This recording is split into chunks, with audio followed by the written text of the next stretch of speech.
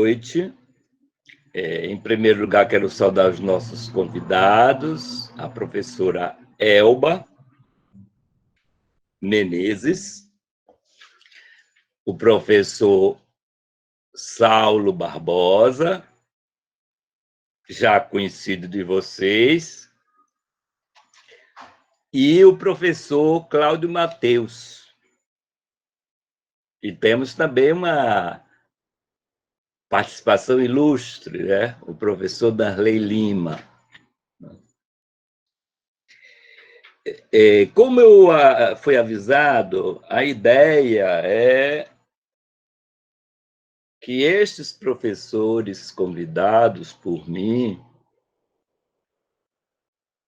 da rede particular, da rede pública, possam oferecer a vocês um depoimento sincero, na medida do possível,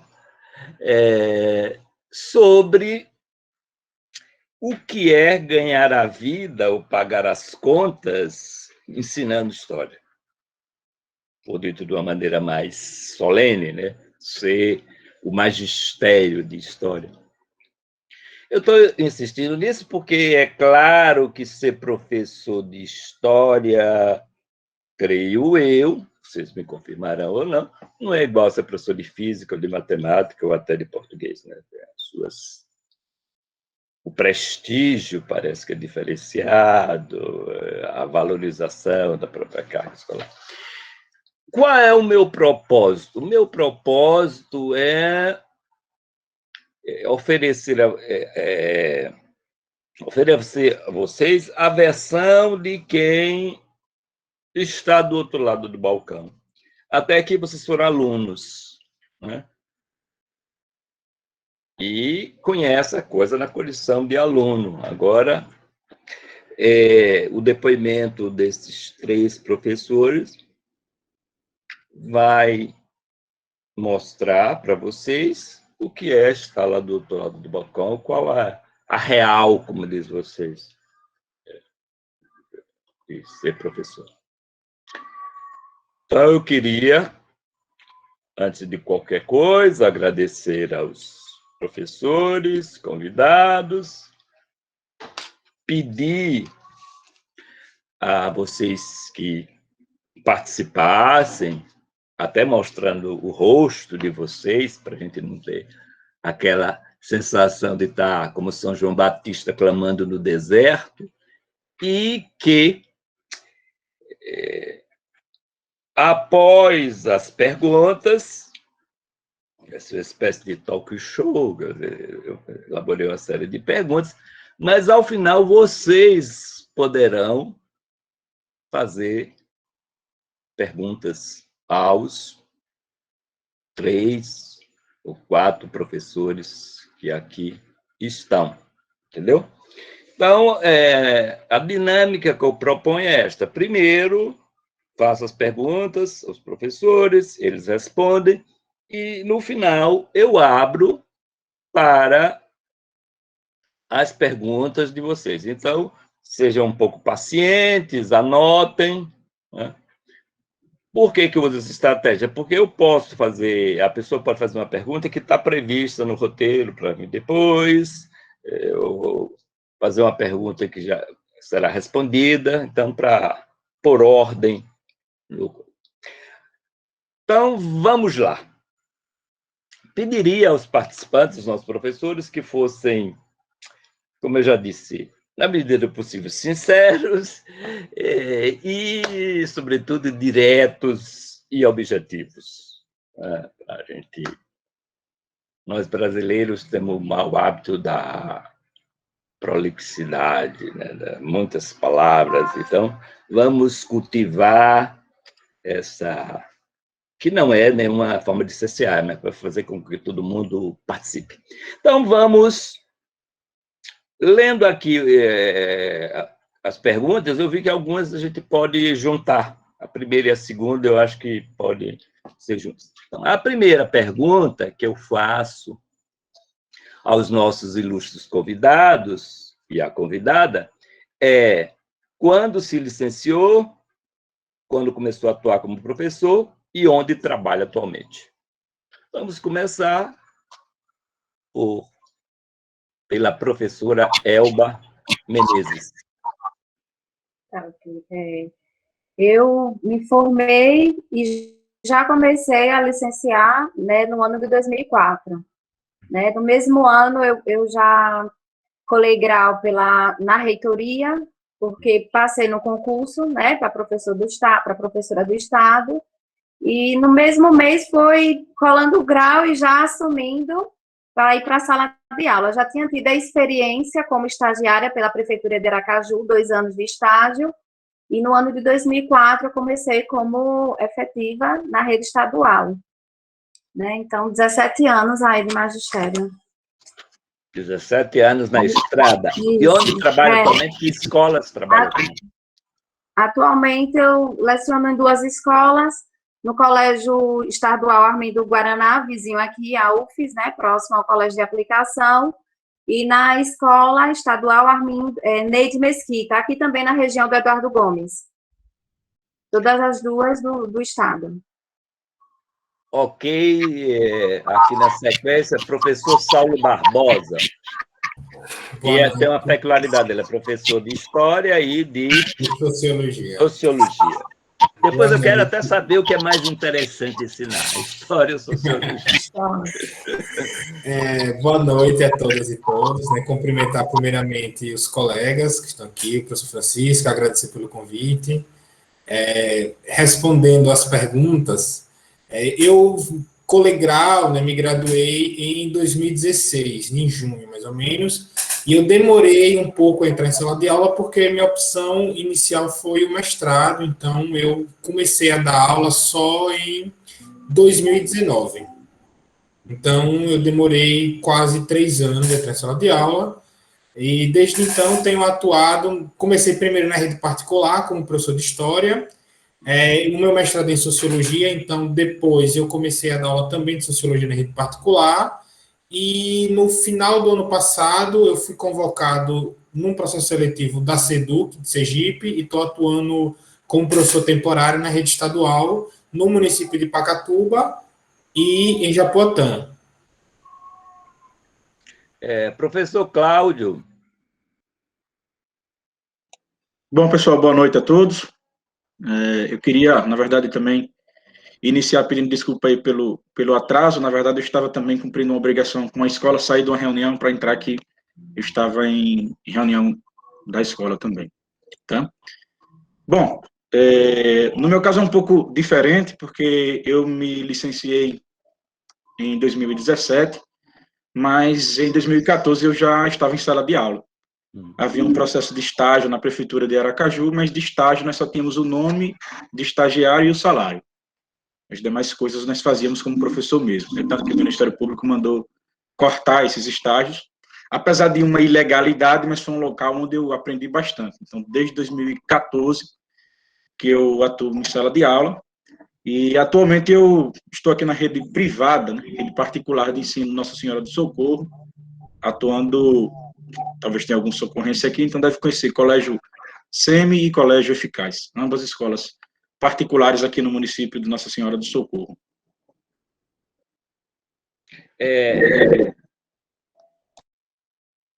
Na jogada, o professor Darley Lima, acho que enriquecerá, né, Cedu? Boa noite, pessoal. No meu caso, me formei em História pela UFES em 2018, no finalzinho de 2018, e optei não pela carreira acadêmica, mas em estudar para passar em algum concurso público. Consegui em 2019 passar no concurso da Prefeitura de São Cristóvão e fui convocado para iniciar minhas atividades em 2020, durante a pandemia. Então, eu iniciei minha atividade de forma online e só na última semana eu efetivamente entrei em sala de aula presencialmente, porque a Prefeitura de São Cristóvão convocou os professores. Então, atuo na rede pública de São Cristóvão, na escola Araceles Rodrigues, localizada no Alto da Divinéia. Ok, podemos passar, então, para um outro conjunto de perguntas. Agora, o lado pouco luminoso do ofício. Mas eu vou juntar a 3 e a 4. Que dificuldades vocês enfrentam a condição de professor, professora de história, e também, para contrabalançar, as alegrias que o ensino de história tem dado a vocês. Vamos agora inverter, começar por professor Cláudio Mateus.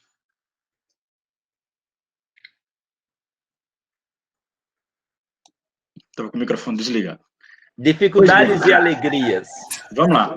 Eu acho que talvez os meus colegas corroborem também um pouco comigo, mas uma das grandes dificuldades de ser professor passa, evidentemente, pelo menos na minha opinião, pela questão financeira, né?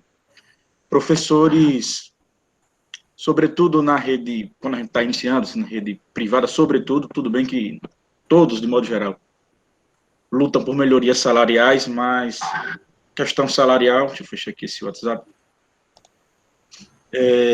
questão salário é uma das grandes dificuldades para professor, porque você precisa trabalhar muito para conseguir uma renda com base na qual você tem uma vida com uma certa e relativa qualidade. Tá? Então, assim, eu acho que uma das grandes dificuldades é a questão salarial, a questão financeira da profissão. Infelizmente, pouquíssimos são os professores que conseguem, no ensino básico, pelo menos, ter uma renda com a qual dá para ele viver de forma extremamente confortável. Difícil. Quanto às minhas alegrias, professor, eu diria que... Há outras dificuldades além dessa? Não, estou dizendo essa como a maior, né? Mas a outra, sim. Por exemplo, lidar... Falo muito com base na minha realidade de professor de escola privada, né? Lidar com coordenação e direção de escola privada. É uma tarefa muito difícil, muito complicada. Porque você tem que fazer, muitas vezes, coisas que você não acredita, tá? Para agradar a coordenação, ao ego e às idiosincrasias de coordenadores / diretores. Tá?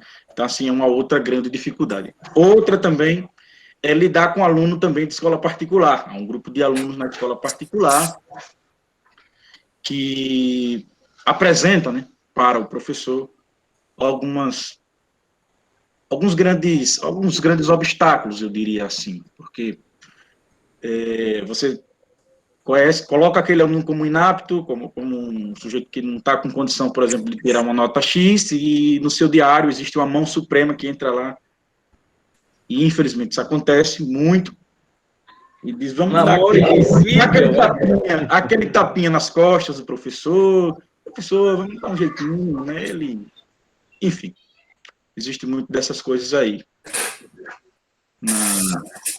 na rede privada. Então, são algumas dessas dificuldades. Bom, já posso responder a 4 também, professor? Ou todos respondem? Sim, sim. Pronto. Se você quiser falar mais das dificuldades, sinta-se à vontade, acho que temos tempo, não é? Pronto, então vamos lá. Então, nós temos dificuldades aqui, já falei da financeira, da coordenação, e é o que tem me incomodado bastante ultimamente, essa coisa de lidar com certas coordenações, entendeu? Sobretudo no meio dessa pandemia, estamos aí todos no olho do furacão, né? Então, há algumas solicitações exageradas, a meu ver, muitas delas desnecessárias, mas que nós precisamos aí cumprir dentro desse período. Mas, para não dizer que eu não falo também das flores, vamos ao 4, né? Que é das alegrias. Isso. Desde 2019, apesar de estar em sala de aula desde 2014, apenas em 2019 eu ingressei no ensino médio, como professor de ensino médio. Há muitas alegrias também no ensino fundamental, mas eu particularmente gosto muito da aula para ensino médio, com cabeças muito mais próximas da minha, né? Lida com alunos já adolescentes, então muitos deles focados na preparação para Enem, para vestibular, para coisas desse tipo. E há, por parte de muitos alunos, também, né? Falei mal de alguns alunos, mas há por parte de outros, assim, uma gratidão que nos eleva bastante, sabe? uma gratidão que os alunos têm para com alguns professores, eu tenho muitos desses. Então, desde 2019, sempre que saem as aprovações no Enem, a gente recebe mensagens de agradecimento. Alguns alunos assistem essas novelas, sobretudo da Record, né? Novelas religiosas, mas assim, eles sempre fazem link e agradecem no entretenimento, seja porque assistir um filme, um seriado. Então, é uma coisa que eu acho que me enobrece bastante e que me deixa particularmente muito feliz, quando o aluno tem e devolve essa gratidão e percebe a dedicação do professor, que o aluno ele percebe todo o gosto que o professor põe, né, naquele trabalho ali, enfim, e reconhece a importância daquilo que o professor faz e entrega. Então, isso é algo que enobrece bastante. Sobretudo, né, professor, em um momento como esse que nós estamos vivendo de pandemia, alguns alunos foram combustíveis, assim, essenciais para que a gente continuasse. Quando em muitos momentos a gente está desanimado, quando a gente está para baixo, quando a gente está... enfim, eu dou aula para turmas com mais ou menos esse número aqui de alunos que estão nos assistindo, e muitas vezes você se sente solitário, dando aula apenas para a tela do computador, com todas as câmeras fechadas. E, enfim, eu sei que tem um problema de conexão e tudo mais, mas há muito do que você chama o aluno, sei lá, você fala lá, fulano de tal, e fulano de tal não lhe responde, fulano de tal não liga a câmera, fulano de tal não liga o microfone, porque provavelmente fulano de tal não está ali lhe ouvindo, né? Você está ali falando meio que para a tela e apenas para a tela. Mas sempre tem o outro que nos coloca numa situação, professor, a gente não está só, está sempre aqui e tal. Então, isso é muito gratificante. Uma outra alegria, triste realidade, já que eu estou dizendo. Uma outra alegria, professor, não posso também negar, né? É quando você passa, e hoje eu estou 100%, vivo 100% disso. Então, é algo material, mas eu acho que é muito importante, quando você paga as suas contas com a sua profissão, com a profissão que você escolheu, né?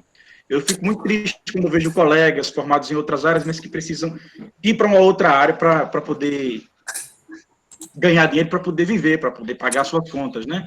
Muitos formados em, sei lá, mesmo nas licenciaturas, mas vão lá para trabalhar em call center, ou recepcionista, coisas desse tipo.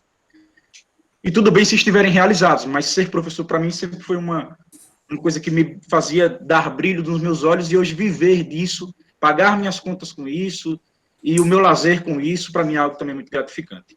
Vamos deixar isso para a 10ª pergunta.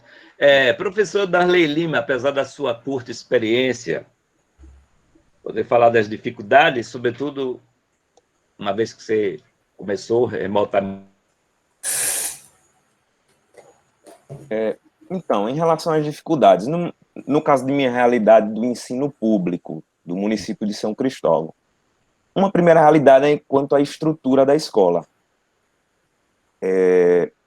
A gente, na educação superior, na nossa formação, muito acostumado lá na UFES a dar nossos seminários com slide, fazer as 1000 peripécias possíveis de apresentações. Quando a gente chega numa escola, no meu caso, que até lâmpadas faltam no teto. Como fazer a inovação que tanto se pede numa situação dessa? A gente não é preparado durante o curso. E aí a gente tem que ir tateando o melhor modo para driblar esses tipos de dificuldades estruturais. E é uma coisa que foi um choque muito grande, principalmente agora nessa volta, nessas primeiras semanas que eu estou voltando presencialmente. Uma outra dificuldade muito complicada é em relação aos alunos. A escola onde eu atuo, ela é inserida numa comunidade muito pobre, lá de São Cristóvão. Eu dou aula no 6º, 7º, 8º ano. Tem alunos do 7º ano que são analfabetos. Não sabem escrever. Por exemplo, eu estava copiando algumas anotações no quadro, fazendo algumas anotações no quadro, e uma aluna estava ainda no cabeçalho. Aí eu fui falar com as coordenadoras, e aí falaram que a menina não era alfabetizada. Foi promovida sem ter as mínimas condições. Então, isso não é um caso isolado, vários casos na escola. Então, como ministrar um conteúdo, quanto como tornar acessível tanto para uma pessoa que nem é alfabetizada aí, que está ali, quanto para os outros. Também é uma outra dificuldade, a gente ficar meio que sem saber mesmo o que fazer. Uma terceira dificuldade, o professor Cláudio falou da remuneração no serviço particular, na área particular, mas no serviço público, no meu caso, também é um problema. No município de São Cristóvão, por exemplo, a regência de classe, que é uma gratificação, vocês vão saber mais quando tiverem mais velho. Mas a regência de classe, né, que eu digo, ironicamente, que é nosso adicional de insalubridade, é uma gratificação por você estar em sala de aula, que é calculada em cima do seu salário.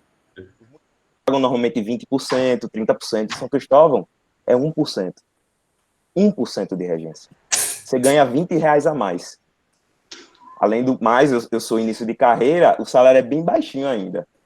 Então, nesse meu início, aí um quarto ponto, as cobranças excessivas por parte da Secretaria da Educação de lá. Coisas absurdas, que eu não vou falar aqui, porque, né, para evitar complicações para o meu lado, que é uma política de morte contra os funcionários, os professores. Mas, basicamente, nesse menos de um ano que eu estou em sala de aula, seja virtual ou presencial, essas são as principais dificuldades. Há alguma alegria? Ah, sim. Já experimentou uma alegria nisso? Primeira coisa a primeira alegria é eu me propus a não me inserir na carreira acadêmica para tentar entrar no serviço público por meio de concurso e conseguir. Isso é uma felicidade muito grande para mim, muito grande, eu poder estar atuando como servidor público no serviço público, como professor de história. Uma segunda alegria muito grande é quando isso é uma pequena coisa, mesmo no online ou no presencial, quando um aluno vem e diz: poxa, professor, gostei do que o senhor falou, gostei dessa aula. Por exemplo, no online, teve uma mensagem que eu praticamente chorei, a mãe do aluno mandou uma mensagem para mim dizendo: professor, fulana, ela assiste a aula do senhor, gosta muito da aula do senhor, é muito interessante. Veja, uma aluna só mandou uma mensagem dessa.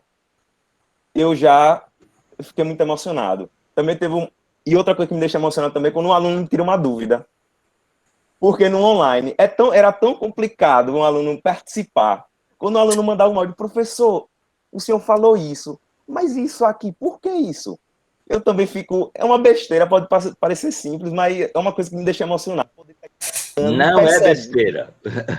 E percebendo que o aluno está interessado.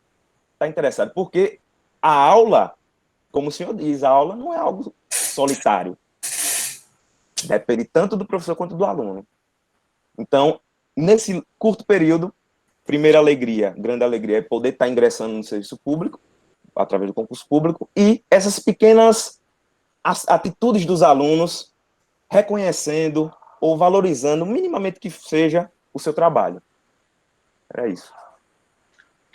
Professor Saulo Barbosa, com a experiência tanto no privado quanto no público. Bom, eu vou, para não ser redundante, né, eu vou reafirmar aquilo que meus colegas já falaram em relação às tristezas e alegrias, né, acrescentando que essa coisa enfim, da escola particular, ela é realmente, assim, é um meio problemático de se trabalhar, porque você tem muito menos autonomia. Aquilo que a LDB te garante no ensino público, e olha que eu não sou efetivo, eu sou contratado, mas eu digo assim, eu sou contratado, mas eu estou regido por uma coisa que não é a vontade do meu diretor. O meu diretor não é meu patrão, ele é meu chefe.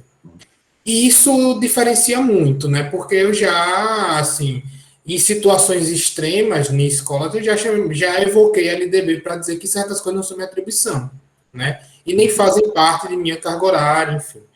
Então é diferente nisso, né? Isso é bem... na escola particular, até que você se consolide, né? Quando a escola particular tem uma política que é assim, enquanto depende muito de como a turma te vê. Se você tem a turma, as turmas gostam muito de você e você dá o resultado, né? Quer dizer, os alunos não reclamam e simpatizam com você, e normalmente aluno não simpatiza só porque você é um bom professor, mas às vezes porque você faz outras coisas que não tem nada a ver com ensinar, né? Felizmente nunca foi meu caso, assim, eu sempre adotei uma postura de respeito, de tentar dar boas aulas, mas isso te garante na escola, porque a escola não quer ter o trabalho de fazer uma nova seleção, uma nova adaptação. Mas até lá, eles vão te colocando em situações de teste para ver até onde você daria seu sangue por aquela escola, sendo que, assim, eles não lhe pagam, né? É assim, eles acham que eles pagam sua hora-aula, mas quer que você vá para a gincana, quer que você organize A, B coisas, sendo que, assim, eu faria tudo isso se me rolasse um prolabore, porque eu não... apesar de sempre ter sonhado em ser professor, eu faço isso para pagar minhas contas e não me vejo como um sacerdote, como muitos colegas gostam de falar, eu me vejo como um trabalhador da educação, né? E para mim a valorização, dentre outras coisas, financeira é importante, e mais do que o valor, e tanto, pelo menos tanto quanto o valor monetário, é o valor ético de eu receber pelo meu trabalho, como qualquer trabalhador deve receber.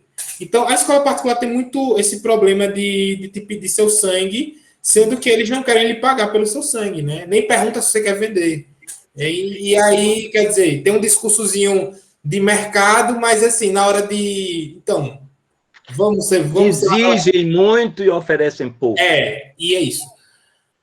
Aí as dificuldades, né, tanto na escola privada quanto a pública, é coordenação, assim, a coordenação, no caso da gente, a Secretaria da Educação, atualmente, mas também há uma certa exigência de burocratismo que eu vejo nas duas redes, que atrapalha. Então, assim, eu perco muito tempo lançando planejamento em sistema, fazendo planejamento para mandar para a coordenação, e esse tempo seria muito melhor utilizado se eu pudesse investir em preparar melhores aulas.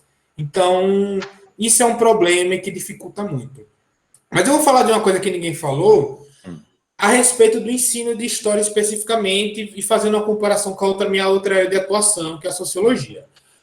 A história tem um problema no ensino básico, que é um currículo, a meu ver, excessivo e extremamente, vamos dizer assim, aquelas coisas que a gente aprende na graduação, história social, história cultural, contra os nomes, contra as datas, ainda em grande... Ela, não é que ela não chegou no ensino médio, ela chegou, mas o que estava antes não saiu. Então você tem a nova história no novo modelo, mas ainda tem a data, os grandes homens, os fatos políticos. E isso, eu não vou passar essa palavra que eu queria falar, mas isso ferra com sua vida, porque, por exemplo, um assunto que eu adoro da história, que é a história do Brasil, você pega a colônia, até o Império, você consegue fazer muito uma história cultural, econômica e social nessa coisa do característica tal, que eu acho mais interessante e menos decorativa, porque você entende.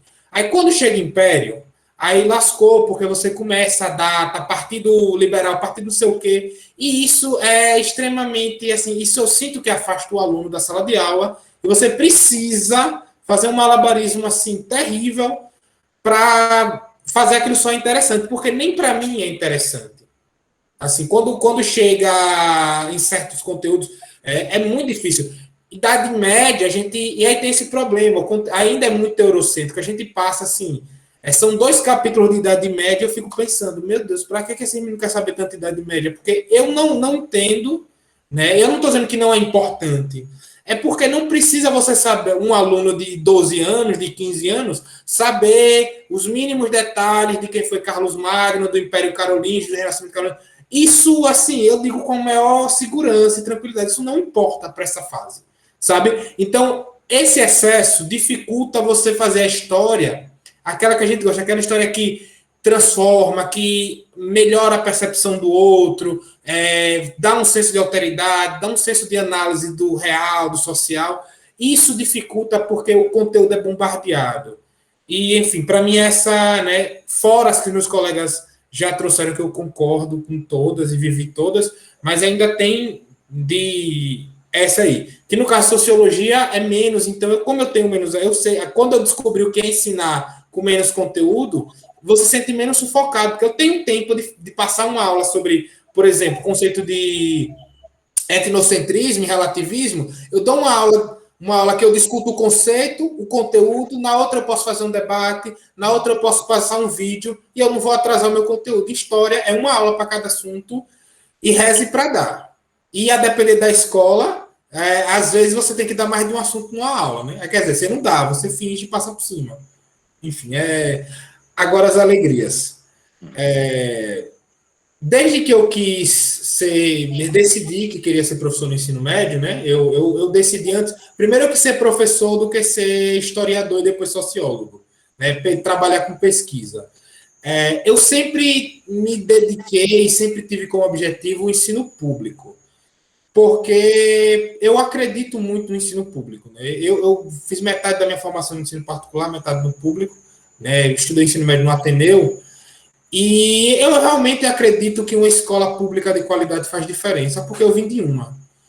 E hoje, né, mesmo numa condição de contratado, eu estou atuando na escola pública e eu sinto que é um ambiente, inclusive, em relação à particular, mais saudável, por conta dessa autonomia que a gente tem, por não estar sujeito a um chefe, a um patrão, que às vezes vem com as ideias pedagógicas assim, que você não sabe onde ele tirou, que você, enquanto profissional que entende o que você está fazendo, você sabe que aquilo faz o menor sentido, e que você não precisa acatar. Né? Claro, tem conflitos na escola pública, tem. Você briga com seus colegas, você briga com sua coordenação, mas assim, você pode brigar.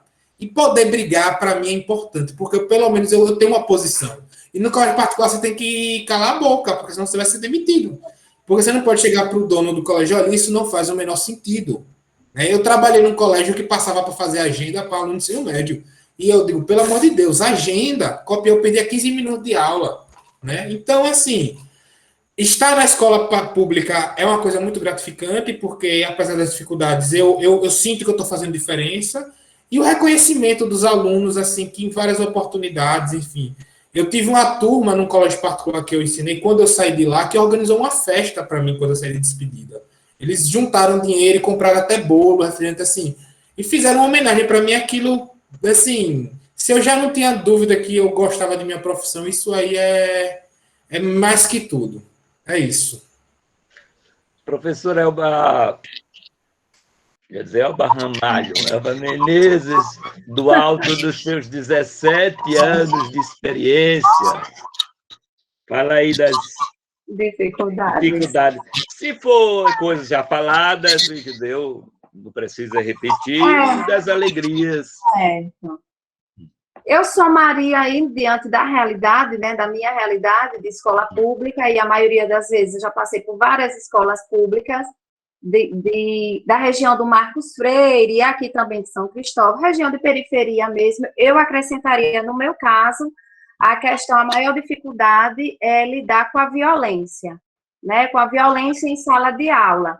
Mas não seria uma violência física, mas aquela violência subtendida, né? Que você está ali na sala de aula, em determinadas situações que você sabe que pode acontecer algo. Então, eu já tive turmas problemáticas, mas diante desses meus anos de sala de aula, eu hoje já tenho um jogo de cintura, eu consigo lidar muito bem, eu consigo já identificar as figuras que podem me causar problema e me aproximar. Essa é a minha prática, né? Eu usei essa metodologia com o tempo e vem dando certo, né? Tanto que, como eu moro aqui perto da Universidade Federal, às vezes eu sou até alertada por alguns alunos. Professor, olha, cuidado quando você for botar o carro, cuidado ali, aquela situação.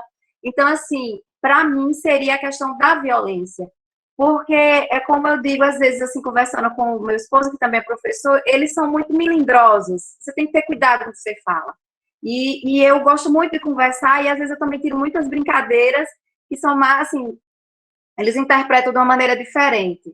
Então, no meu caso, somada a essas questões estruturais que todo mundo já sabe, essa falta de recursos didáticos, porque, um exemplo, o Armindo Guaraná é uma escola recém-reformada, tem o quê? Uns 5 anos, né? Mas em termos de recursos didáticos, a gente não tem tanta estrutura dessa forma. Mas aí eu vou conseguindo me virar, entendeu? Eu levo o meu material, eu levo o meu notebook, né? Tem um data show que eu consigo utilizar, vou levando o que eu posso para fazer a aula se tornar interessante. Mas essa questão da violência, no meu caso, a realidade de escola pública, é uma questão que a gente tem que estar preparado, que vocês têm que estar preparados, vocês vão lidar, né? E manter a humildade. É assim, eu estou falando assim, professor, como se fosse sincera e de acordo com o que eu penso. Claro, Né? claro. Eu entro na sala de aula e eu não fico no pedestal, eu converso, eu interajo com meus alunos e eu tento entender o motivo daquela reação. Até muitas vezes eu digo assim, ó, essa raiva não é comigo não, vamos lá, vamos tentar, né? Mesmo perder um horário conversando sobre situações da situação deles, da vida deles. Então, para mim, eu acrescentaria isso, essa questão da violência. São os meninos muito arredios, né? Você tem que saber lidar ali, quebrar com aquela casca que eles têm para tentar se relacionar bem, porque além do conteúdo que você vai passar, tem as relações interpessoais que você tem que saber lidar, né? Você está ali no dia a dia, você está de costas escrevendo no quadro, você pode levar um apagador na cabeça, ou sei lá o que for, né? Então, você tem que saber lidar e confiar na sua turma, e essa confiança é diante de quê? Da observação e do entendimento com as turmas, com a turma. Alegrias. Olha, a alegria, para mim, em ser professor, e particularmente de história, é porque eu sinto, não sei se isso é realmente, se isso acontece, mas eu sinto que eu posso contribuir muito, né? Como o professor Saulo disse, se sentir fazendo parte, se sentir contribuindo na formação de um cidadão crítico. Essa é a minha visão. Eu acredito que uma das... Porque esse daí vai entrar na questão número 10, na pergunta número 10, eu não queria falar muito. Mas uma questão que eu sempre falo para eles, e eu digo para os meus alunos, é saber ler nas entrelinhas. Vamos ver o que é que está por detrás desse discurso. Vamos tentar analisar o que está diante, por trás dessa informação.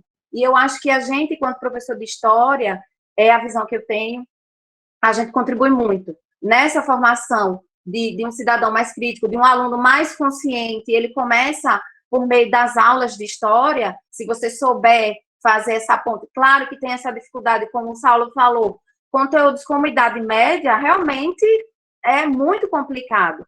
Mas também em sala de aula, na escola pública, você também tem a autonomia de você adequando até mesmo o conteúdo, né? E trabalhando aí esse conteúdo de uma maneira que você possa realmente fisgar a turma, né? Então, a minha maior alegria é porque eu me sinto realmente contribuindo na formação do cidadão mais crítico. E eu sinto isso tanto por parte dos alunos como por parte dos professores.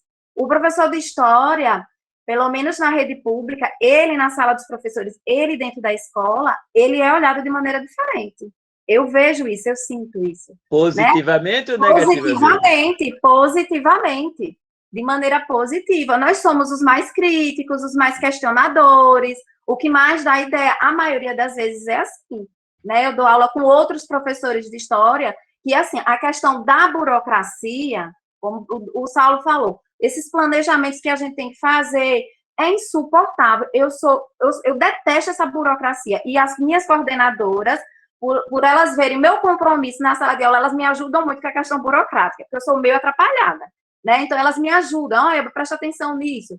Porque meu negócio é sala de aula, conversar com meus alunos. Essa questão da burocracia realmente dificulta muito. Mas, enfim, a maior alegria que eu sinto é essa. Eu sinto que eu faço a diferença, não só para os alunos, como também dentro do ambiente escolar. Eu percebo isso. Deixa eu fazer aqui uma provocação fora do script. Saulo, que o professor Saulo tem experiência, essa dupla experiência em história. Quem é que forma, para usar a expressão de vocês, quem contribui mais para a formação crítica, a sociologia ou a história? Ou os dois? Professor, Seja diplomático. O jeito que eu dou aula de história e o jeito que eu dou aula de sociologia não é tão diferente, porque desde minha graduação eu sou partidário de uma história muito sociológica e de uma sociologia muito histórica. Então, sem querer ser diplomata, mas eu acho que qualquer uma das humanidades, né, nessa coisa de formar um cidadão, se o professor estiver comprometido a dar uma aula que não seja exclusivamente conteudista, sabe, assim, não é só entender o que foi a independência do Brasil para saber uma data e quem estava ali, mas o que é que aquilo está relacionado à nossa formação como nação, ou, por exemplo, o conceito de, sei lá, um conceito de Estado. tudo isso, assim, tudo isso forma. Eu acho que realmente, assim, e é indispensável, né? Eu acho que hoje é indispensável. Eu não consigo. Minhas aulas de sociologia, elas pegam muito para a história, e minhas aulas de história pegam muito para sociologia, porque, por exemplo, eu vou dar uma aula de Egito antigo, eu vou precisar pegar conceitos como cultura, como economia, modo de produção, enfim, coisas que estão lá na sociologia. E quando eu vou falar de sociologia para explicar o que é, por exemplo, Estado, eu preciso remeter a uma experiência concreta. O que é o Estado no Brasil? O que é o Estado na França? Então, eu acho que, assim, nossa área, né, nossa grande área, as ciências humanas, né, e aí sem... todas elas podem fazer isso, desde que o professor saia desse negócio de decoreba, se você se propor a levar o aluno a pensar, você consegue. Eu penso isso. Uma outra provocação para você, para a gente passar adiante. Mas os alunos gostam mais de sociologia ou de história? Isso, professor, eu não sei, sabe? Porque eu nunca dei aula na mesma escola. Ah, sim. Que é para, por exemplo, eu estou fazendo isso agora em uma escola do estado, mas eu estou dando aula por WhatsApp, que essa escola as condições são muito ruins. É um povoado chamado Ladeiras de Japoatã, é uma comunidade quilombola, o acesso é muito pouco. Então, assim, eu já dei aula de sociologia, só de sociologia para uma turma na escola e só de história para outra.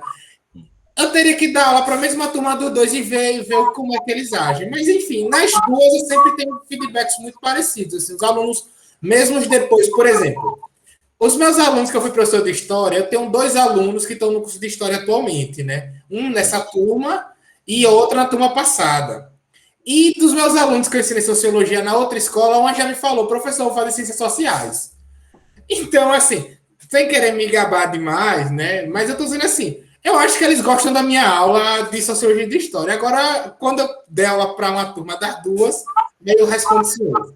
Mas eu acho, Saulo, que aí está relacionado ao que você bem falou. Depende da prática do professor, como o professor passa esse conteúdo, né? Aí, como você tem uma boa didática, tanto em história como em sociologia, você consegue cativar, né? Eu acho que é muito isso, mas, enfim.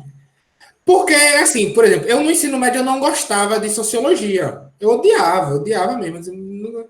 E aí eu fui fazer história. Aí, só que depois eu descobri que eu não gostava era da minha professora de sociologia na época. Confundir os canais. E aí, por exemplo, eu entrei na sociologia, estou indo agora, estou fazendo doutorado de sociologia, assim, né? Não posso dizer que gosto bastante. Então, Vamos adiante. Poderia botar mais lenha nessa provocação, mas deixa para lá. Em que medida, isso aí eu gostaria que vocês fossem bastante sinceros, em que medida as licenciaturas que vocês fizeram em História prepararam para o ofício de ensinar? Em que medida, entendeu? Vamos começar pela professora, vamos assim e assado. Vamos começar com a professora Elba Carla Rego. Você está falando assim, professor, eu não entendi direito a pergunta. Em termos da prática de sala de aula? Sim.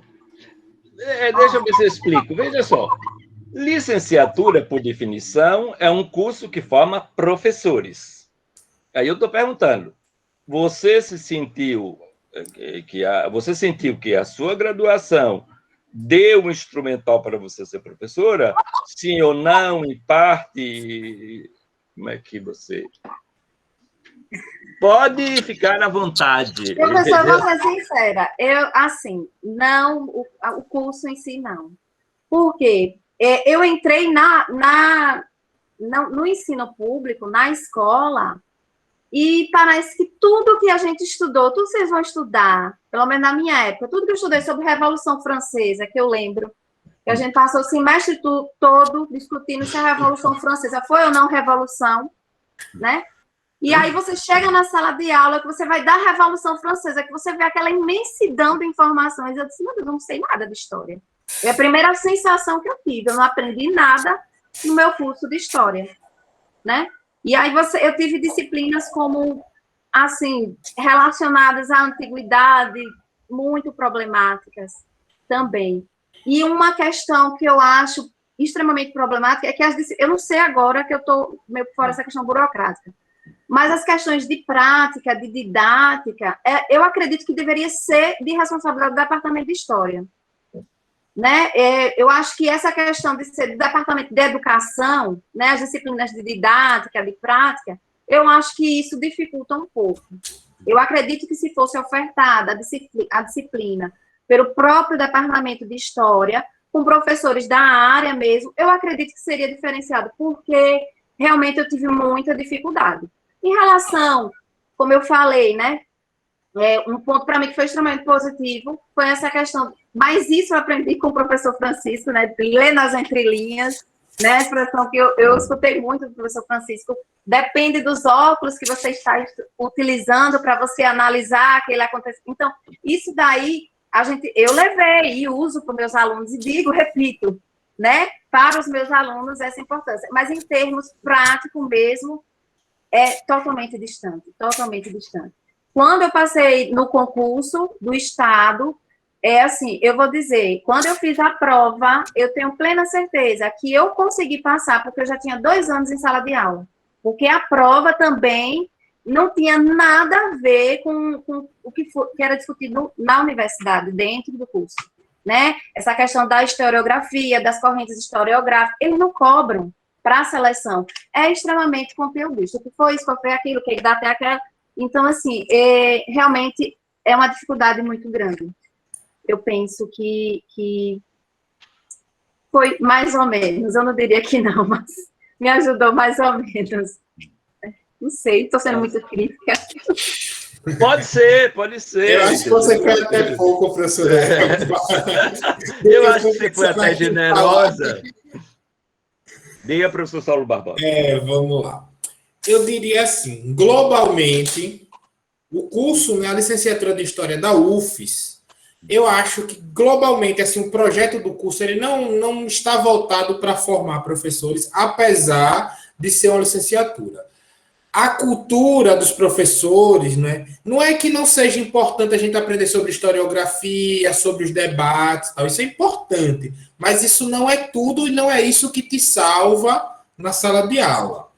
Então, de modo geral, o curso ele meio que tem um complexo de bacharelado, embora tenha acabado com bacharelado, porque ele está muito voltado à pesquisa e à docência do ensino superior. Mas o nosso maior campo de trabalho, enquanto professor de história, é inegavelmente o ensino básico, né? É muito mais vagas no ensino, inclusive na rede federal, aos poucos os IFs, assim, se a questão for o salário, tem mais vagas no IF para o ensino básico do que para o superior nas universidades. E ele não forma. Agora, algumas experiências pontuais me ajudaram. Né? Uma delas, o professor Francisco, que foi meu orientador, porque serviu e serve de modelo, ainda que hoje eu já comece não porque... já começa a fazer coisas diferentes, porque também você começa a criar o seu próprio estilo, né? Não quer dizer que está errado, mas é o que se adapta melhor ao seu tipo de aula.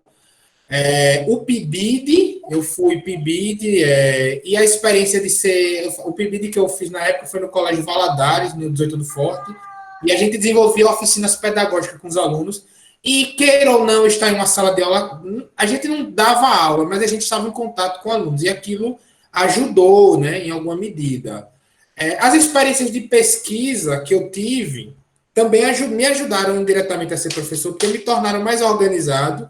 E também aquela coisa de apresentar em congresso, né? Me ajudaram a montar apresentações, e a aula não é tão diferente assim, né? Assim, apresentar uma ideia em um determinado tempo. Isso me ajudou. E eu lembro de um professor que foi substituto, também chamado Francisco, que eu peguei didática, professor Elba. A didática hoje é didática do ensino, metodologia do ensino de história. Eu fiz com o professor Francisco, eu não lembro o sobrenome dele, mas ele foi muito bom professor, assim, porque ele passou dicas boas, ele tinha uma experiência boa no ensino básico, e ele passou dicas muito boas, algumas obras muito legais, E fora isso, assim, meu contato com alguns amigos que eram professores. Mas, assim, a universidade me ajudou na medida que me possibilitou a outras coisas, assim, que não era do curso. Porque o curso em si, infelizmente, assim, ele não está pensando no ensino básico. Pelo menos no que eu fiz não é. Né? Talvez tenha mudado em 4 anos, mas na minha época não era. Professor Darley Lima. Em relação ao Aribe curso, pulou a isso janela do banheiro. se o curso de História prepara ou não. Vejam, no meu caso... Ou em que medida? O professor Saulo falou, né, que ele precisou buscar outros meios, como o PIBID. No meu caso, eu passei os 4 anos do curso tendo que trabalhar também. Então, não tinha disponibilidade para fazer esses programas, como residência pedagógica, PIBID. Aí eu fiquei direcionado totalmente ao curso, às disciplinas obrigatórias e optativas. Veja, o que eu acredito, o curso, licenciatura, prepara? Infelizmente, não. As vivências práticas de sala de aula no currículo são poucas. Por exemplo, vocês vão ter estágio lá no 7º e 8º período, um estágio obrigatório na educação básica, ensino fundamental e ensino médio. Há uma disciplina apenas voltada para essa didática e metodologia do ensino de história, que, quando eu cursei, não me ensinou nem a elaborar um plano de aula. As disciplinas temáticas, no currículo, você vê uma certa contradição na disposição das disciplinas. Por exemplo, você pega Medieval 1 e 2, você pega História do Brasil contemporâneo, antes de ver Colônia, Império e República. E também, nas próprias disciplinas temáticas, não há uma visão relativa à educação básica. É tão somente o debate historiográfico, que, como o professor Saulo falou, não é desimportante, é importante, mas tão somente o debate historiográfico. Por exemplo, não dessas disciplinas temáticas de medieval, república, império, moderna 1, moderna 2, contemporânea 2, eu não recordo de um professor ter dito como elaborar uma aula de determinada temática para o ensino básico, ou como, por exemplo, utilizar as fontes daquele período na educação básica. Eu não recordo disso. Então, para quem puder, tiver a disponibilidade de acessar esses outros programas, façam. Porque se depender tão somente do curso obrigatório, as vivências práticas serão poucas. E enfatizo, nós vamos entrar totalmente perdidos. Poxa, a gente tirei 10 em Brasil República, eu vou detonar. Quando você chegar e ver em sua frente 40 almas com um ventilador que roda devagar e com um quadro para você se virar, aí você vai dizer, não serviu de nada. Então, prepara muito pouco, ou quase nada. A resposta seria essa.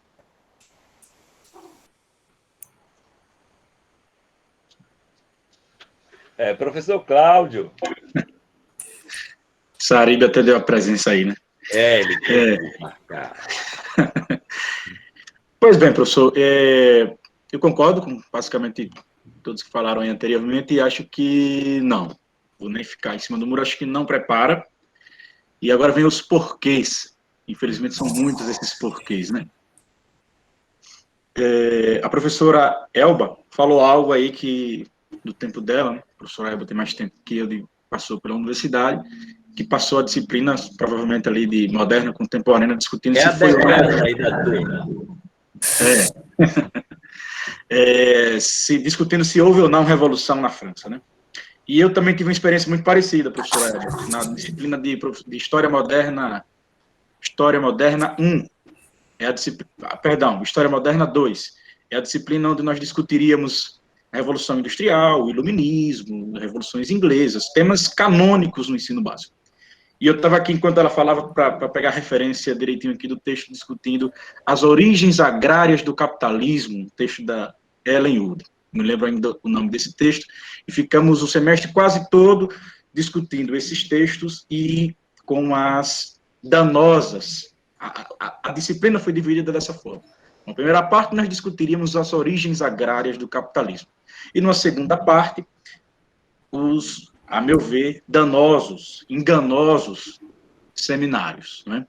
Divide lá, cada grupo faz um pouquinho, cada um recebe lá nota 9, nota 10, e os professores justificam aqueles seminários que aquilo ali é preparação para a sala de aula. Eu já vou logo dando a vocês a resposta que não é. Tá? O seminário não tem nada a ver com uma sala de aula. Tem uma coisinha ou outra em comum, que você está lá na frente falando, você é o protagonista, mas ali não tem nada a ver com uma aula que você precisa de começo, meio e fim. Mas, enfim, a minha resposta é que não, tá? Que não prepara, porém, eu não poderia passar aqui, sobretudo na disciplina do professor Francisco, sem agradecê-lo de público, sempre que possível, eu sempre gosto de fazer isso, né? O professor Francisco foi um dos poucos profissionais, um dos poucos mesmo, uma raridade ali, a quem eu sou muito grato, a quem eu sou muito agradecido para a minha formação atual, porque apesar do professor Francisco, o professor Saulo falou aí da discussão teórica, da discussão historiográfica, e não que isso não seja importante, isso é muito importante. Mas o professor Francisco, que era quem deveria discutir essas coisas desse modo teórico, enfim, era quem trazia a coisa para o campo da prática. Então, o professor Francisco foi sempre de quem fui monitor, né, também, fui monitor por uns 3 semestres, secretário também, e com quem eu aprendi muito essa coisa do trabalho de sala de aula, da clareza, dos objetivos, entendeu? De destrinchar, de ser claro, enfim, essa coisa do professor Francisco de tentar repetir aquilo que o professor Francisco sempre pregou. Queria, inclusive, professor, aproveitar aqui a oportunidade para fazer uma indicação de leitura. Posso? Inclusive, uma indicação que o professor passou para mim, e não sei se ele já passou para vocês, mas eu estou aqui com o livro em mãos, inclusive. Chama Aula Nota 10 aqui. Tem o PDF fácil aí, viu? Joga no Google. Não sei se tem PDF, Saulo. Melhor ainda. Tem no Google. Aula Nota 10, depois eu posso colocar aqui no chat a referência completa. Senhores professores, senhoras professores, vocês estão falando não somente para vocês. Lembra que tem uma turma aí, silenciosa, mas atenta, creio eu. Sim. Podia repetir, Cláudio? Eu posso depois colocar no chat aqui a referência direitinho. Beleza. Tá meio turvo, né? Eu coloco a referência no chat daqui a pouquinho. Professor, me permite um acréscimo, né? Sim, que eu cometi uma injustiça, né? Que Cláudio falou aí, eu me lembrei. Eu também fui monitor do professor e a experiência de monitor também foi muito relevante nessa coisa da minha formação docente, porque a gente meio que aprende a cozinha da aula, né? Então, uma experiência de monitoria é importante. E aí eu aproveito para emendar o conselho de Danley, né? Claro que vocês não devem esperar que o curso melhore para vocês buscarem essas coisas, né? A gente pode reivindicar isso nos espaços possíveis, mas enquanto a mudança não vem, vão correndo atrás desses espaços que vocês podem estar em contato com a sala de aula, um PIBID, a residência, que é uma novidade, estágios, né? Senão vocês vão se formar e quando entrar na sala de aula vai ser Daniel na cova com os leões, né? Você e os alunos e talvez não tenham dúvida, a Clio não vai lhe acudir. Professor, deixa eu só concluir aqui, tá? Desculpe, Cláudio. Não, tranquilo. Então, assim, eu tive essa experiência junto ao professor Francisco, né, enfim, tantos conselhos que ele dava, as orientações de leitura que ele sempre passava, e também essa experiência como monitor, né. Teve algo fora da escola, que eu já falei aqui também, que me ajudou bastante na minha formação, foi o estágio. Tem esses PIBIDs e tudo. Na minha época, tinha um estágio oferecido pela prefeitura, onde eu consegui aprender muito do macete. E lá era escola pública, então eu tinha essas dificuldades que os professores aí também falaram, eu tinha naquela época, de estrutura, de tudo, então foi uma experiência muito bacana para mim, onde eu aprendi, mas foram coisas meio que extra-curso, né? Tudo que o professor Francisco, por exemplo, me ensinou, não era algo que estava não exatamente no rol das atribuições, porque a ementa era cumprida, então essas pregações que o professor falava extrapolavam o que a ementa de teorias e de introdução solicita, né, exige. Então, foram coisas assim que, infelizmente, o curso não considero que a formação foi uma formação que me preparou para o exercício. Só uma coisa que talvez tenha me preparado, fazer coisas inúteis. Né? Isso é uma coisa que prepara na nossa paciência. Na universidade você faz um monte de coisa inútil. E quando você vira professor também você vai fazer um monte de coisa inútil. Na universidade para agradar a professora, lá na outra para agradar coordenadores e diretores. Isso aí é uma coisa que vocês vão... Que eu, infelizmente, não consegui ainda levar muito a sério, mas é uma coisa que vocês vão conseguir aí. Fazer coisas inúteis. Bem, vamos... O papo é candente, né? Vamos adiante. Agora eu gostaria de juntar, talvez, a 6, a 7 e 8. Eu acho que falam mais ou menos a mesma coisa. A carga horária semanal de trabalho, né? Na escola, casa, e se a profissão, isso já foi falado de algum modo, o retorno financeiro que você almejava e as condições de trabalho. Vamos começar desta vez... Vamos agora sim. Darley. Então... Dá para juntar tudo nesse... Repita aí, professor, por favor. A carga horária semanal, Sim. Trabalho, na escola e em casa, o retorno financeiro, você já falou sobre isso, e como você classifica as condições de trabalho. Também beleza. Falou. Bom, em relação à carga horária, aí vai depender se você atua no ensino público ou na educação particular, no ensino particular. Normalmente no ensino particular é geralmente na hora-aula. Na minha realidade, que é a educação básica, pública, você pode fazer concurso para ser professor de 200 horas mensais, 160 mensais ou 120 mensais. No meu caso, eu sou professor de 160 horas mensais. E 40 horas por semana. Só que no caso da gente professor, essas 40 horas semanais, elas não são totalmente em regência de classe, em sala de aula. Dentro dessas 40 horas, uma porcentagem é dedicada a planejamento e aperfeiçoamento pessoal, que aí é o horário que você passa em casa planejando. E uma outra parte para a sala de aula. Dessas 40, no meu caso, eu passo 20 horas semanais em regência de classe, dando aula durante a semana. Aí essas 20 horas são divididas, a coordenação que monta seu horário. No meu caso, 20 horas equivalem a 20 aulas. Por quê? Porque para o professor, uma hora-aula equivale a 50 minutos. Por isso que vocês não estranhem, quando você aula de 50 minutos por causa disso. Aí no meu caso, eu dou 5 aulas na terça, 5 aulas na quarta, 5 aulas na quinta e 5 aulas na sexta, somente pela manhã. No meu caso, são 20 horas de... E em casa, quanto tempo? Em casa, como eu trabalho pela manhã, eu deixo à tarde cerca de 2 horas para fazer os planejamentos.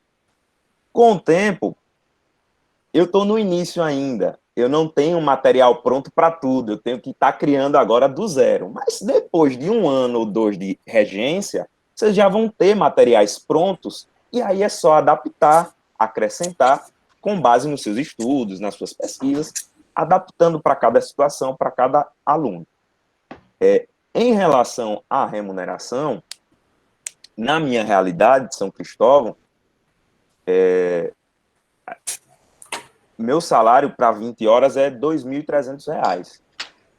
É uma remuneração em relação a outros municípios no estado de Sergipe muito baixa.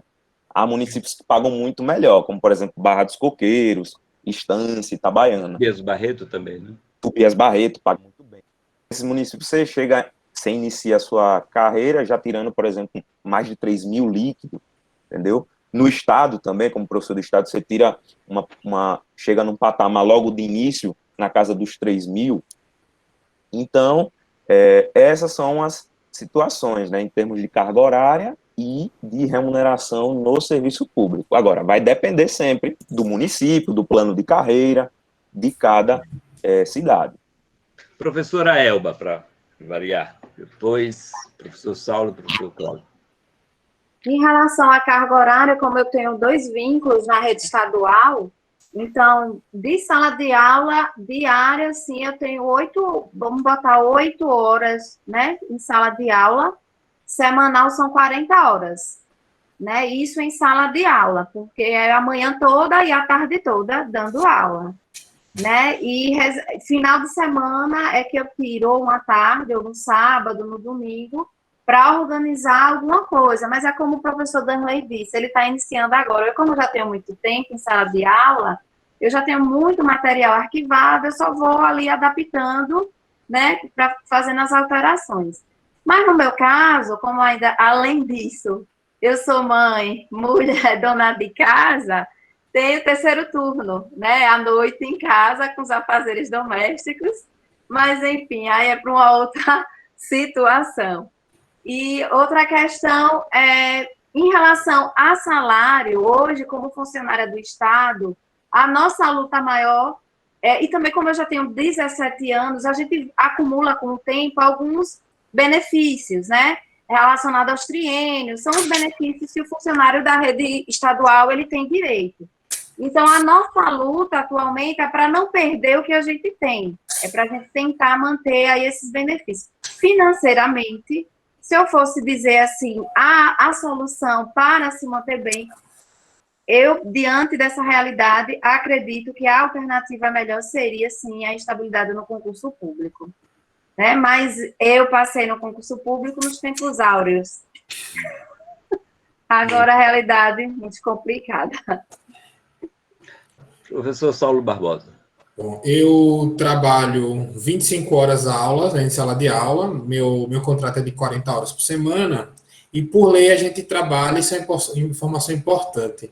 A gente sabe que a gente, na rede pública, pela lei que estabelece o nosso piso, a gente trabalha 2/3 em sala de aula, 1/3 da carga horária para atividades extraclasse. Então, eu trabalho 24 horas aula por semana, e o restante dá 14.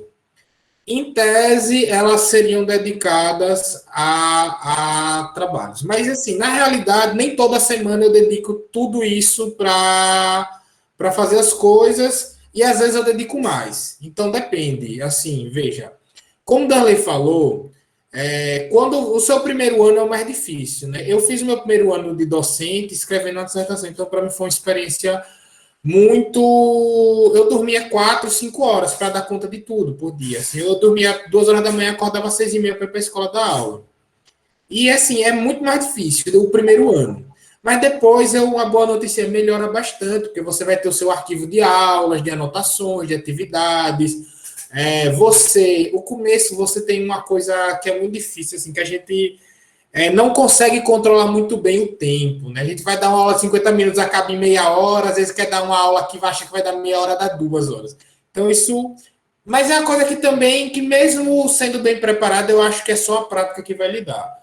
Então, hoje, em casa, normal, vamos dizer assim, que em média eu trabalho 12 horas, né, em média. Mas tem semanas, assim, por exemplo, essa semana teve prova, na próxima tem que consolidar as notas e fechar o sistema. Então, eu provavelmente vou extrapolar isso aí facinho, porque é muita coisa. Né? Aí eu tenho mais de 300 alunos juntando tudo, então é muita nota, é muita presença para lançar no sistema. Então, eu só tenho um vínculo, então é mais ou menos isso minha realidade. Em termos de salário, assim, hoje, quando eu trabalhava na rede particular, eu tinha uma carga horária muito baixa. Eu tinha uma carga horária de 9 horas por semana. Então, eu até que ganhava relativamente bem por hora aula, mas como eu não tinha carga horária, meu salário, assim, não chegava a um salário mínimo. Então, eu tenho que complementar fazendo trabalho por fora, fazer revisão, fazer revisão de texto, fazer um monte de coisa, assim, o que aparecesse eu fazia para poder complementar minha renda. Hoje, eu estou muito satisfeito com o salário, é como a professora Elba falou, o salário do estado de Sergipe é bom, assim, o salário inicial, o meu, bruto é R$ 4.050. Aí ele vai cair com os descontos para 3.300, 3.400, mais ou menos. Eu não sei. Então, é relativamente bom.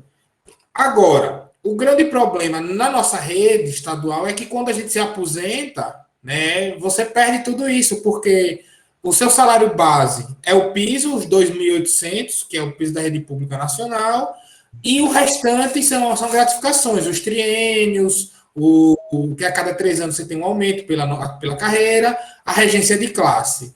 e interiorização, no meu caso, porque eu atuo no interior.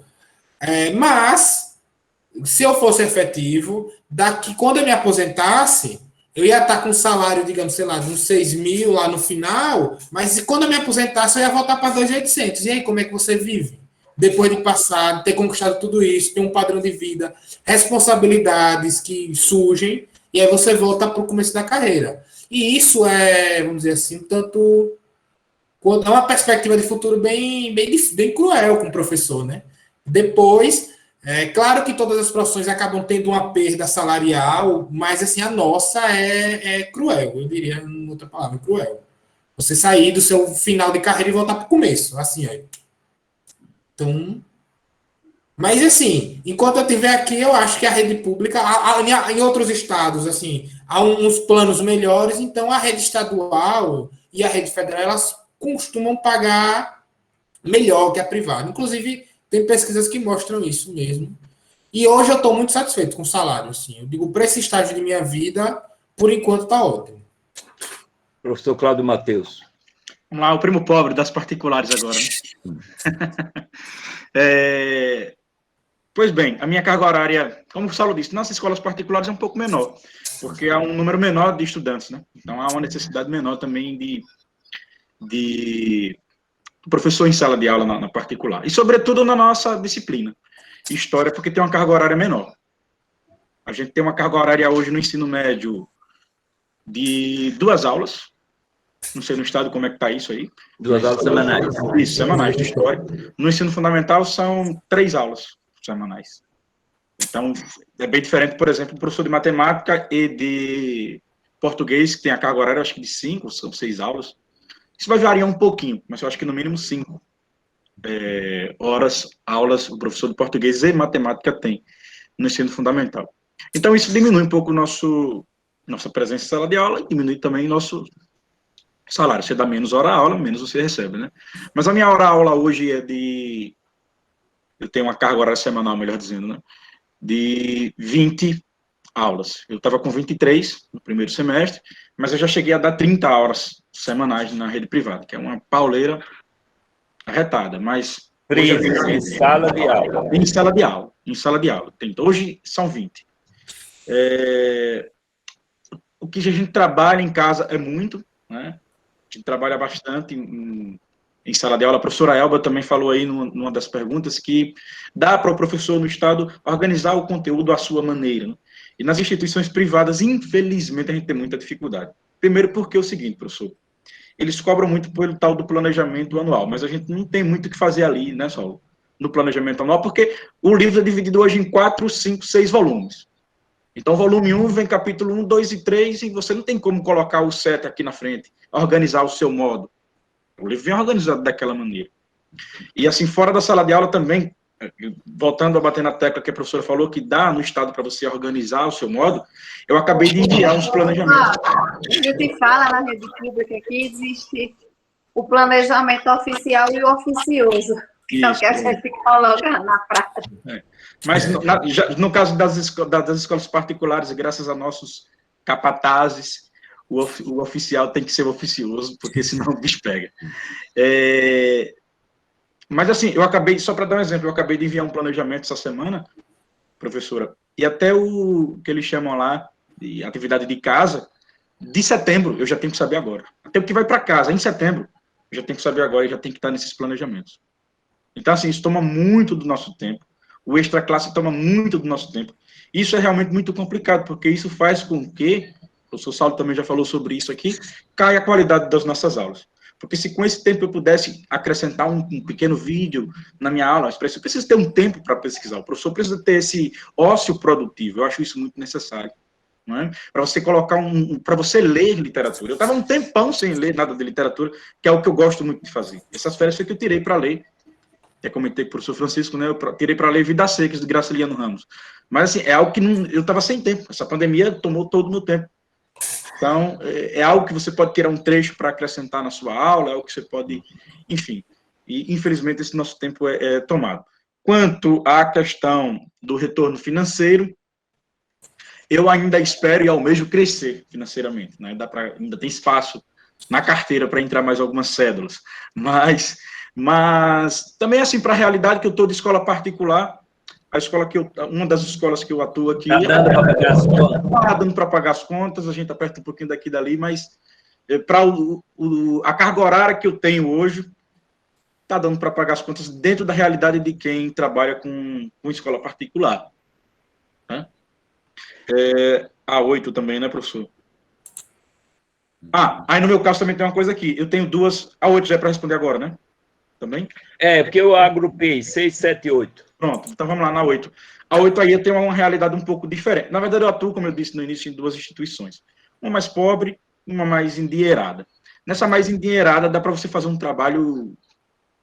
O quadro é digital, ar-condicionado em todas as salas, entendeu? Então, assim, é bem mais confortável para isso aí. O material que eles têm é de muita qualidade. Eu posso passar uma atividade para casa e na palma da minha mão, do meu celular, no aplicativo, eu sei se o aluno respondeu, se respondeu certo, se respondeu errado, se respondeu certo, se respondeu errado, qual é a estatística, entendeu? Disso aí, enfim. Todos os alunos com livro, que é uma realidade, eu já passei pela pública e eu sei que muitos alunos não têm livro na escola pública, não sei se isso ainda acontece, mas, enfim, tem a estrutura que é diferenciada. Na outra, que é um pouquinho mais pobre, a estrutura mínima é possível para você ter uma estrutura mínima para, pelo menos, dar sua aula, né? Questão climática, tem pelo menos ventiladores funcionando, o quadro no lugar, enfim. Tem o data show, que você pode solicitar. Na outra, não, é tudo já, cada sala totalmente equipada. Eu me sinto um pouco de William Bonner, na sala de aula, tudo digital, vai tocando ali no quadro, vai aparecendo coisa. Que bacana. Bom, vamos para a nossa reta final e vamos começar pela professora Elba. Eu vou juntar as duas coisas que acho que tem a ver, né? E pediria para vocês que fossem breves, entendeu? Para que a gente pudesse abrir as possíveis perguntas dos nossos atentos alunos, embora de câmeras desligadas. Está satisfeito com a sua profissão? Recomenda alguém ser professor de História? Professora Elba Rego. Muito satisfeita, né? Que eu já tive a oportunidade até de mudar de carreira, assim, de ter passado em outro concurso público, em outra área, e mais desistir, recomendo, sim, por meio do curso de História, como eu falei, né, em relação à alegria, tem a ver também com isso, com essa questão da gente ter uma consciência maior, um senso crítico maior, eu acredito nisso, e eu recomendo. Seguir a profissão. Cuidado que os professores das outras disciplinas podem ficar enciumados. Mas aí eu tenho que puxar pro meu lado, né? Aí Eles que lutem, né, professora? Cada um que defende o seu. Agora, sim, existe muito essa questão que eu falei, que não é só gostar de história, que é uma questão que tem que ser dita. Esses são alunos do primeiro semestre, não é isso, professor? Sim, sim. Que tem que ser dita. Não é só você gostar de história. Eu gosto de história do Brasil, eu gosto disso. Você tem que gostar de dar aula, você tem que gostar da prática, você tem que gostar de se relacionar com pessoas, você tem que gostar de estar ali disposto mesmo a conversar.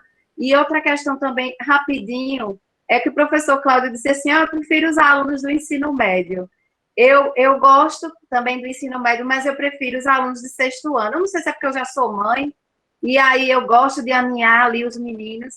E depois de 17 anos de sala de aula, foi o único ano que eu não peguei nenhuma turma do 6º ano e eu fiquei arrasada, porque são meninos que estão saindo daquele ensino fundamental menor, acostumado com uma estrutura de ensino diferenciada, e eles precisam ser acolhidos, e normalmente as escolas não estão preparadas para isso. E assim, eu faço esse papel de acolher essas novas turmas, e eu não peguei nenhuma. No Armindo, estou com turmas do 9º ao 3º ano, e no Neide, estou do 7º ao 9º. Então, perdi minhas turmas do 6º ano para outro professor, né? Então, é só isso. Outra observação também relacionada aos meninos do ensino médio, como eu falei da questão da violência, eu vou citar aqui, posso citar um caso, que eu gosto muito de falar de situações, professor? Sim, sim.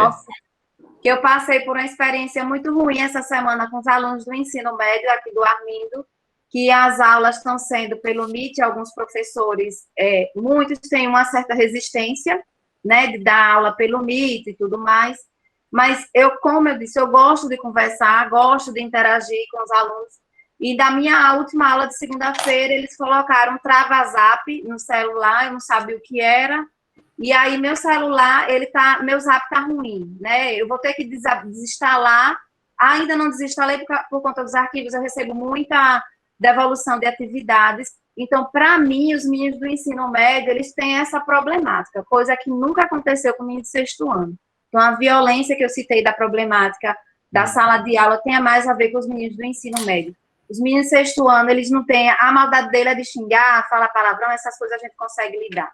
Mas, bom, só isso, para não me alongar. Então, você recomenda? Recomendo, muito. Professor Saulo Barbosa, apesar de ter debandado, hoje está em debandada, você recomendaria? Eu sigo digo a mesma coisa que a professora Elba. Eu recomendo sim, um jovem que se tornar professor de história, de sociologia, ou professor do modo geral, assim, acho que é uma coisa da profissão que é um pouco comum. Mas eu acho que antes disso você tem que saber se você gosta de ensinar. Por isso que as experiências práticas são importantes, né? Que você descobre. E eu entrei no curso de história. História não era coisa para mim, era ser professor. História foi só, eu tenho que escolher uma disciplina para ser professor, eu escolhi história. Foi meio, mais ou menos aleatório a minha escolha de disciplina. Então, eu já entrei querendo ser professor e fui confirmando isso ao longo do tempo. Então, se você sente vontade, né, e depois de algumas experiências, depois das suas primeiras aulas, você confirma logo, assim, se você gosta. Mas eu recomendo, assim, eu já tive manhãs de eu estar, por conta, eu estou numa fase do doutorado inicial que ela é muito estressante por conta da disciplina. E aí, quando chega o dia de dar aula, assim... Eu me sinto renovado depois de uma manhã inteira de trabalho. Eu acho que isso é uma confirmação muito grande. Assim, você tá maluco da sua vida e você passa uma manhã dando suas aulas e faz aulas boas com interação, mesmo no Google Meet, né, que às vezes acontece, e você sai revigorado porque você deu uma aula boa e se sentiu cumprir o seu papel. Isso é muito gratificante. E isso acontece comigo com uma certa frequência. Agora, isso é porque eu gosto de dar aula, né? Se você vê que você não gosta, assim, você pode trabalhar com história. Seja de sociologia, seja de história. Seja de sociologia, seja de história. E, assim, se você quer trabalhar com história, mas não gosta de dar aula, eu acho que hoje existem outras formas, né? O campo de trabalho... A missão é regulamentada, né? E, assim, o campo de trabalho é menor, mas existe. E o que mais me gratifica em dar aula, eu acho que é isso mesmo, essa coisa de você contribuir na formação de um cidadão, sabe? De alguém, independente da crença dessa pessoa, de posição política, religiosa e tal, mas assim, você conseguir fazer ele aos poucos entender que para viver em sociedade você precisa respeitar, você precisa de algumas certas civilidades, que você precisa se importar com a política, porque aquilo se refere a você, que há certas... Isso, assim, sabe, para mim é o que é mais gratificante, e o reconhecimento que os alunos te dão, porque os bons alunos, eles reconhecem, sabe, nisso. Isso são coisas que não poucas vezes eu já chorei com mensagem de aluno. São impagáveis. São impagáveis. Professor Darley.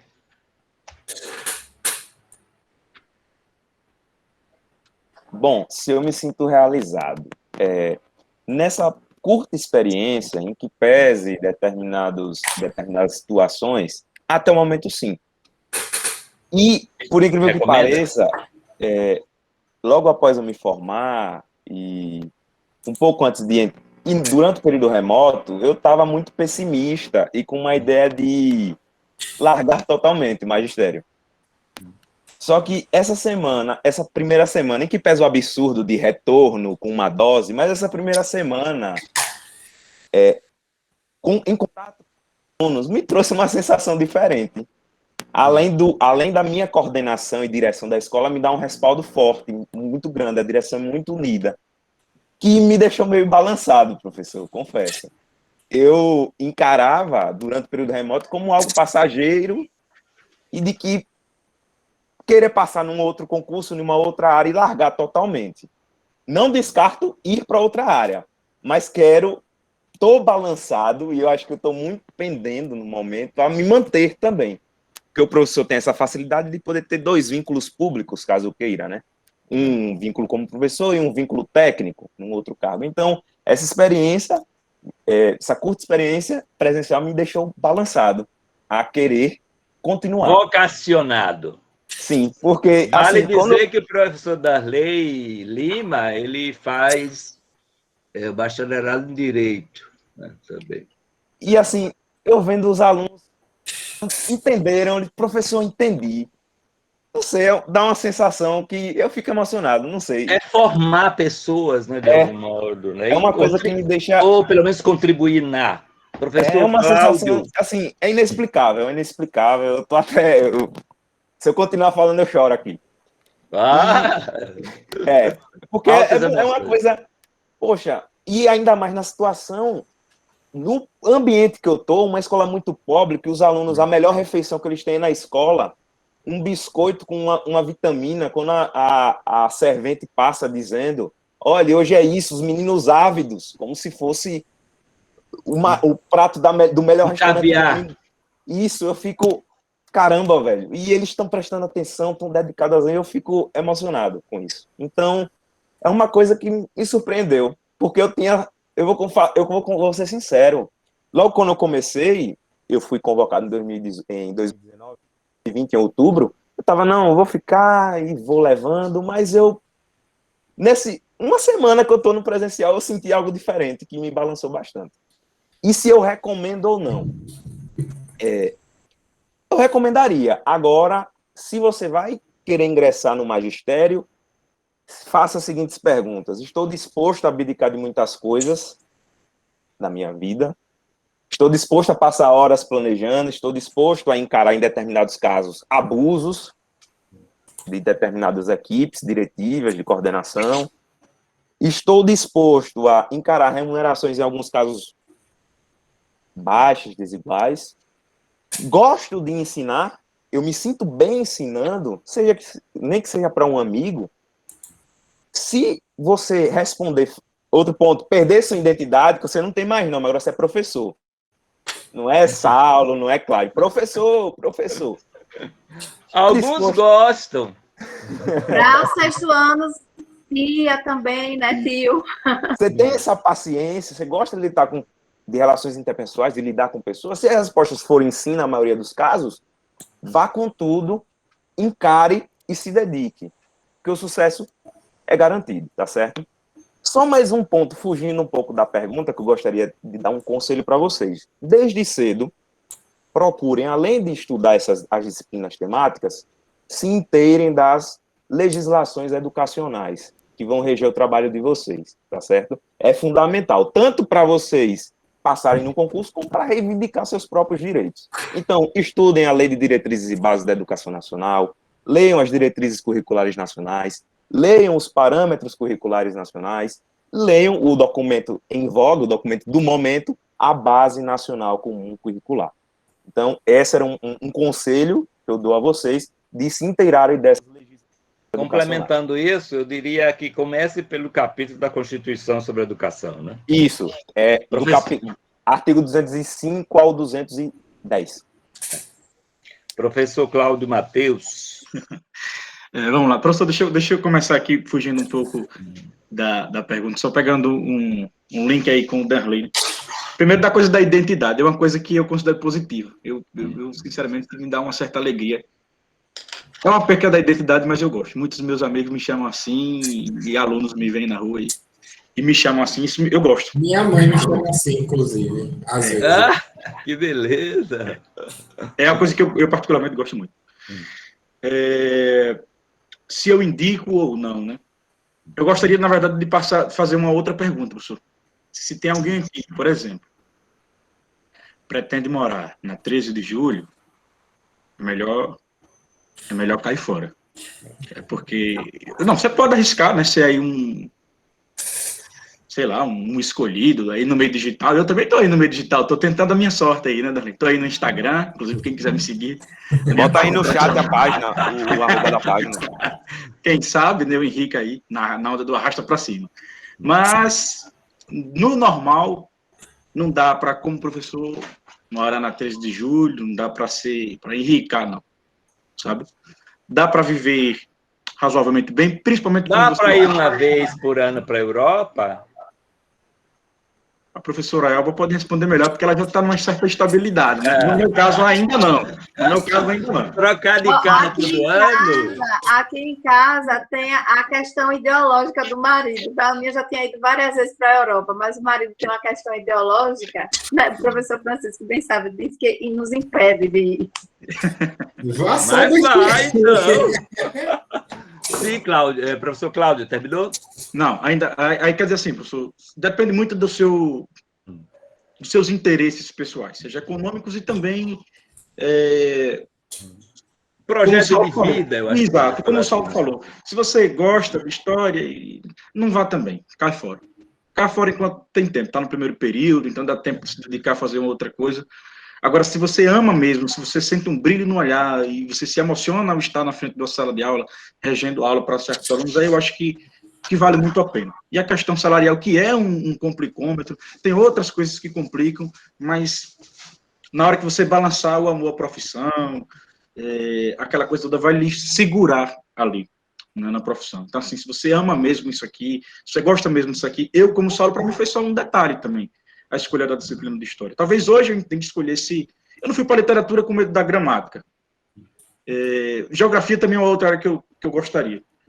Mas, enfim, tem que gostar mesmo de dar aula, tem que gostar de pessoas, tem que gostar de gente, tem que ter paciência, né? Se você tem isso tudo aí, eu acho que vale muito a pena. Eu, particularmente, gosto muito dessa profissão, sobretudo pela questão da responsabilidade social que tem nessa profissão, né? Então, isso tudo me deixa feliz e é uma parada que eu gosto bastante. É uma sensação que eu gosto bastante.